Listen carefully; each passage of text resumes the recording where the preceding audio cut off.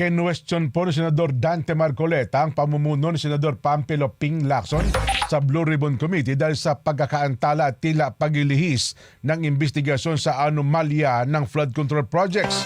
Bumuelta naman si Senador Lacson sa pamamagitan ng mga personal na pag-atake kay Senador Marcoleta. Ibabalita po yan ni Mar Gabriel. Mar?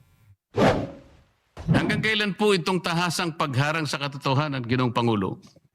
Ano na po ba ang nangyari sa makulay na kasaysayan ng Blue Ribbon Committee na sa mahabang panahon ay tiningala at nagsilbing isang bantayog sa pagtukoy at pagtutok sa mga katiwalian at pagdarambong na nagaganap sa ating burokrasya? Yan ang isa sa mga tanong ni Senator Rodante Marcoleta sa kanyang privilege speech kung saan kinwestiyon niya ang pamumuno ni Senator Panpilo Lacson sa Blue Ribbon Committee dahil sa pagkaantala ng investigasyon sa anomalya sa flood control projects.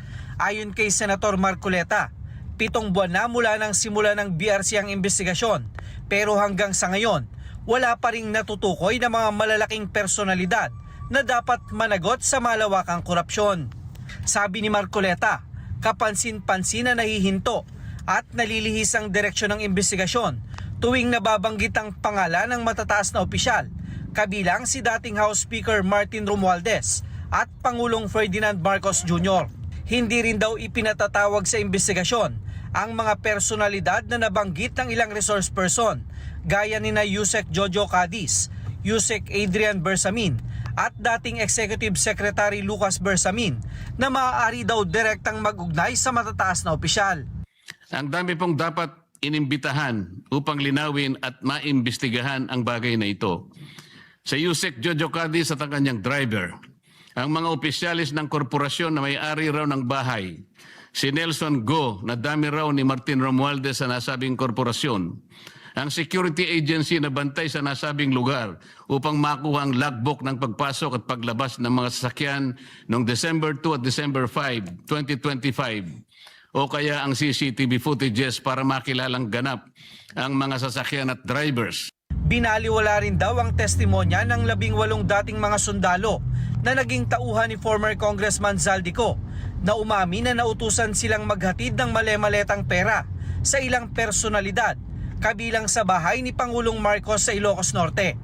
Sa halip na ipatawag sa investigasyon para diretsahang tanungin, mismo ang chairman ng BRC na si Senator Lacson ang unang kumwestiyon at nagpahayag ng alinlangan sa mga sundalo. Kaya ang tanong, ano bang kinakatakutan ng chairman? Ano na po ba ang nangyari sa pagsunod sa ebidensya? O piling ebidensya lamang ba ang susuriin at ipipikit na lamang ang mata sa iba? Naghanap po ng kasagutan ng mga mamamayan, hindi po bukas, hindi po sa makalawa. Ngayon na po, Ginoong Pangulo. Bumuelta naman si Senator Lacson sa mga banat ni Marcoleta sa pamamagitan ng pagtawag sa senador na pabida, ipokrito at obses sa isyu ng West Philippine Sea, restitution at sa Blue Ribbon Committee. Nagsimula raw si Marcoleta na magtanim ng galit sa kanya simula nang masupalpal niya ito sa isyu ng impeachment ni VP Sara Duterte. Personal ang mga naging banat ni Lacson kay Marcoleta, kasama na ang umano'y tila pag-aabogado nito sa mga diskaya. Iniugnay niya ito sa trabaho ng may bahay ni Marcoleta sa insurance company na umano'y konektado sa mag-asawang diskaya.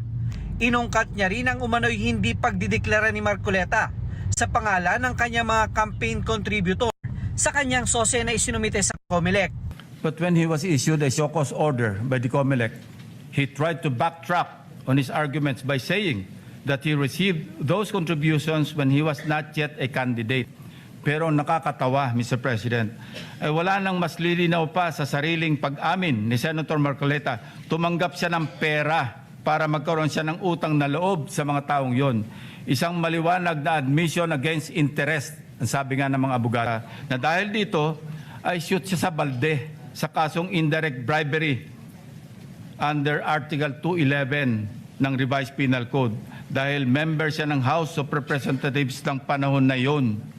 Ipinakita rin ni Lacson ang pahayag ni Marcoleta kaugnay sa Kalayaan Island Group na tila kapareho daw ng laman ng website ng Ministry of Foreign Affairs ng China.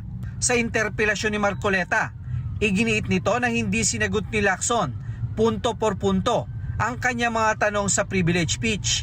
Puro personal na atake daw ang binitawan ng senador. So ngayon, hanggang ngayon, pati ba naman ng asawa ko na independent director, kakalantariin pa rito. Saan ba natin pag-uumpisa ng pag-uusap na ito? Pagkatapos, ipipilit na naman ninyo yung Kalayaan Island Group. Ano po ba patakaran dito, Mr. President? Ginoong Lacson? Kailangan bang samot-samot ang gagawin mo para sa isang privilege speech? Ang nilalaman ng privilege speech ninyo puro ad hominem. Wala po tayong matatapos dito. Ang hangarin po natin dito ay yung subject matter na pinipilit natin sapagat ito po ang inihintay ng taong bayan. Kung sasagutin ko po ng isa-isa at ang iba po'y sinagot ko na, ay lalayo po tayo. Wala pong gustong maglihis sa usaping flood control. Ako nga po, very passionate po ako dyan, mulat sa pool. Wala po kayo rito. Ako po'y talagang lumalaban sa korupsyon. Pagdating sa national budget, pagdating sa lahat ng usapin, hindi nyo po matatawaran ang aking hangarin, maituwid ang lahat ng katiwalian.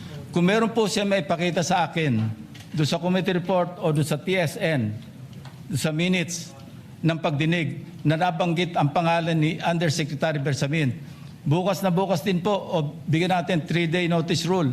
Tatawag po ako ng pagdinig, ipapatawag natin si Undersecretary Bersamin.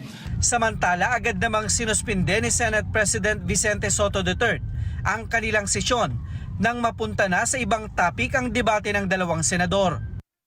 Mar Gabriel para sa 100% balita.